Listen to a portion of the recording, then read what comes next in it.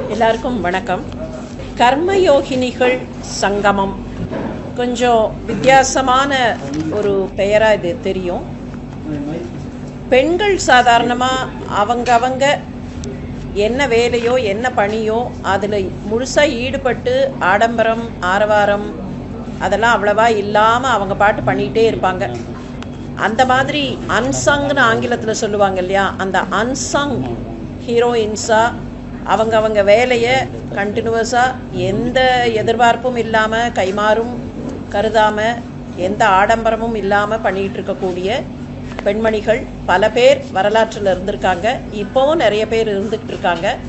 அந்த மாதிரியான பெண்மணிகள் எல்லாரையும் ஒன்றா சேர்த்து அவங்களுடைய ஆற்றலை இன்னும் கொஞ்சம் ஒருத்தருக்கு ஒருத்தர் உதவி பெரிதுபடுத்தணும் அப்படிங்கிறது தான் இந்த கர்மயோகினி சங்கமம் என்கிற நிகழ்ச்சியினுடைய நோக்கம்.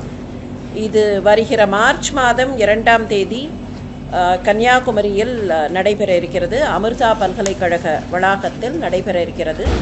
பல பெண்கள் ஒருவருக்கொருவர் சந்தித்து அவர்களுடைய அனுபவங்களை பகிர்ந்து கொண்டு ஒருவருக்கொருவர் அந்த அனுபவங்களால் கிடைக்கக்கூடிய ஆற்றல், அவங்களுக்கு கிடைக்கக்கூடிய புதுவிதமான ஐடியாஸ், ஒருத்தருக்கு சில கேள்விகளுக்கு விடை அதில் கிடைக்கலாம். அந்த மாதிரியாக ஒரு exchange of ideas and exchange of energy அப்படிங்கிற மாதிரி தான் இந்த கர்மயோகினி சங்கமம் இருக்கும்.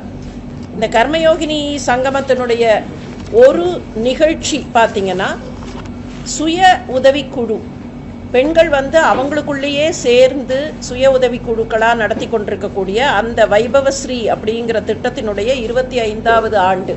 25 ஆண்டுகளாக அந்த மாதிரி பெண்கள் சுய உதவி குழுவில் இருக்காங்க. அவங்களுக்கான வருமானம், அவங்களுக்கான ஒரு சமூக தரம், அவங்க குடும்பங்களுக்கான உதவி, இதையெல்லாம் பண்ணக்கூடிய ஒரு அமைப்பு. அந்த அமைப்பினுடைய 25வது ஆண்டு விழா அகல்யாபாய் ஹோல்கரினுடைய 300வது பிறந்த நாள் விழா. நமக்கெல்லாம் தெரியும், வரலாற்று புத்தகத்தில் அகல்யாபாய் ஹோல்கர்னு நிறைய அந்த பெயரை நிறைய பேர் படிச்சிருப்பாங்க.